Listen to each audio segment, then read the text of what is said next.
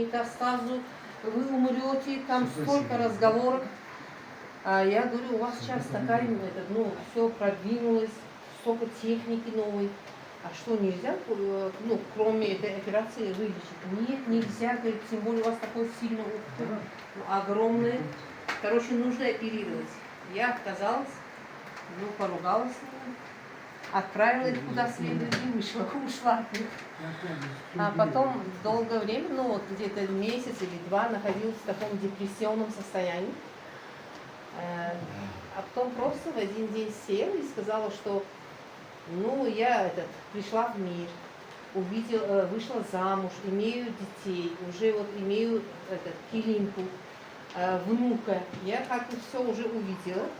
Говорю, Господь, если я тебе нужен, пожалуйста, возьми. Но если я кому-то еще понадоблюсь, ты меня сам вылечи и оставь. И, вот так вот от души я как молилась и говорила с Богом и легла спать. А потом вижу сон, и я смотрю на свое лицо, а волосы мамины, она заплетала 2 косички, и у нее волосы были сиой софей. И у нее белые черные волосы и волосы мамины. Я не могу понять, это мое лицо, почему волосы мамины, 2 косички. А потом снутри, как-то я услышала, Бог говорит, ты доживешь до мамина лет. А мне тогда было 40 с чем-то, это 2011 год. А мама дожила 85 лет. И я в таких слезах плачу, встала с постели, плачу. И попробовала грудь. И грудь уменьшилась, оба стали одинакового размера, да? И я говорю, слава Богу, все, оказывается, это от Бога. И даже если человек болеет, бывает у нас стрессы постоянные там, действительно, трудности в семье или в работе, да? Мы находимся в стрессовом состоянии. И когда мы это отпускаем, оказывается, приходит исцеление от Бога.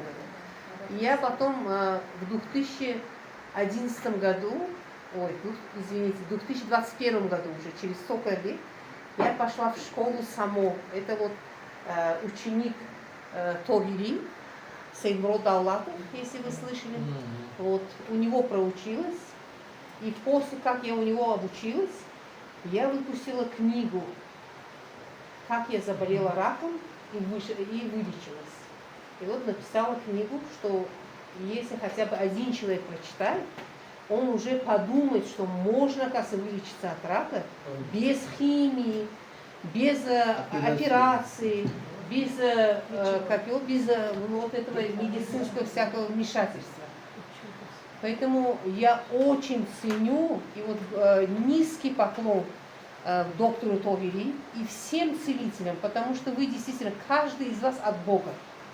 Здесь нету случайных людей. Каждый из вас от Бога. Поэтому вам Бог даровал эту миссию, и через вашу миссию вы лечите людей, вы приносите мир людям, приносите исцеление. Каждому спасибо.